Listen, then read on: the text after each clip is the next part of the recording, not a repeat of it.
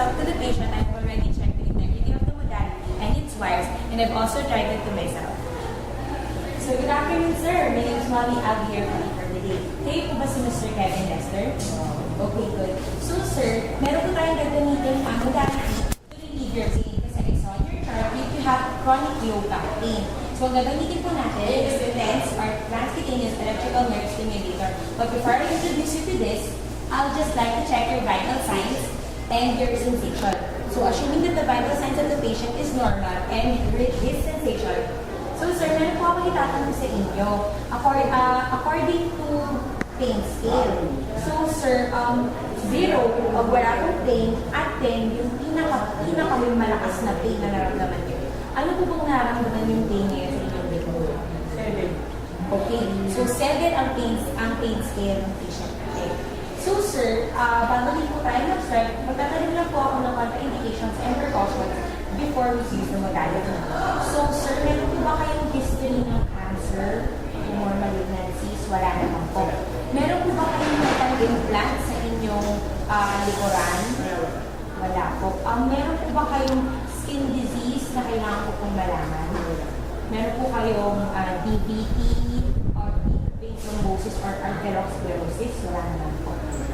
So, check ko lang din po yung likod ninyo kung meron po kayong ablations or meron kayong gasgas or sugat. Okay lang po ba? So, sir, check ko lang po.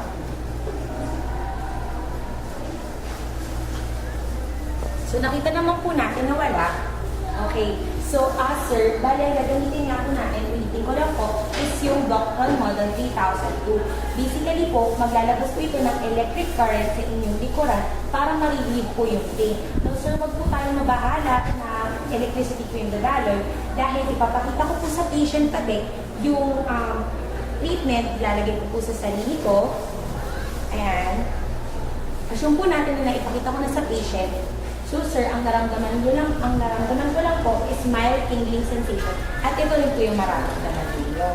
So okay na po ba tayo, sir? So sir, pwede na po ba tayo tumapa? Okay. So, ang gagamitin po natin sa treatment na ito is modulated TENS. Bali, ang gagawin po natin, i-increase po natin ang intensity or amplitude ng treatment po natin para hindi po mag-accommodate ang nerve ng patient. So sir, iaangat ko lang po ng konti yung shirt nyo. Okay lang po ba? Sir, komportable po ba kayo sa posisyon niyo?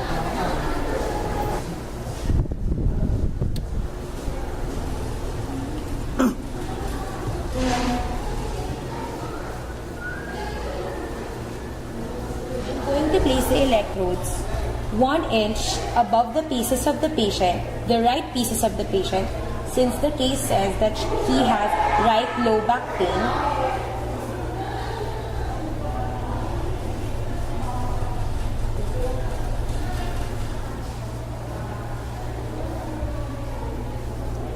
And the other electrode will be placed 1 inch above the first electrode.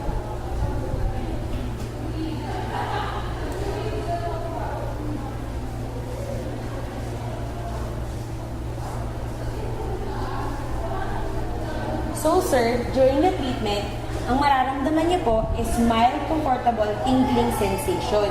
Bali, mawawala po yung pain niyo as soon as you feel that tingling during this treatment, maigi po na huwag po tayong gumalaw para hindi din po gumalaw yung electrode. Okay lang po ba yun? At sir, ang gagamitin po nating parameters na yun, on this Doctron is 9 Hz continuous. Okay, so sir, ready na po ba kayo? Okay po. So, nakita po natin na nakalagay po sa continuous ang ating Doctron and 9 Hz po ang ating frequency. Sir, ready na? On ko na po siya. So, sir, may nararamdaman na po ba tayo? Wala ba? Ngayon po, sir. Wala ba? Ngayon po, sir. Ngayon po. Wala. Yan meron. Yan, meron na po. So, sir, iniiwasan po natin ang accommodation dito. Like I said earlier, sabihin niyo po sa akin kung nawawala na po yung pain relief or hindi niyo na po nararamdaman yung tingling sensation. So, nandito na po ako sa tabi niyo, sabihin niyo lang po ako. Ang duration po ng treatment natin is 20 minutes. So, sabihin niyo lang po sa akin. So, sir, nararamdaman niyo pa rin po ba? Hindi na. Hindi na. So, sir, itangat lang po natin yung amplitude. So, ayan, sir. Ayan, sir. Okay na? Okay na. So, let's assume that the patient has already undergone 20 minutes of treatment. So, sir, tapos na po yung treatment. So, papatayin ko na po siya. Okay, sir.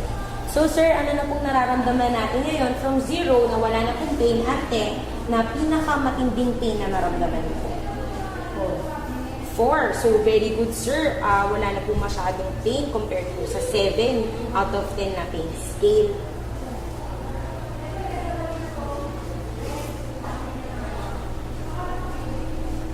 So, sir, kung instruction ko lang po sa inyo, since kung sobra po talagang hindi po natin ma-endure yung pain, ang maigi po na gumamit din po tayo ng hot packs. I'm sure alam niyo na rin po yun since ni-refer po kayo dito at nagamit niyo na rin po siguro yung hot packs before.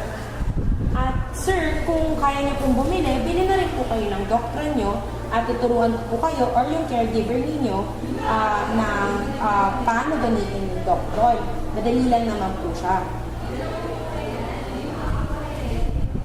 We're also going to clean the patient's back because meron din po ito gel and check for skin irritations.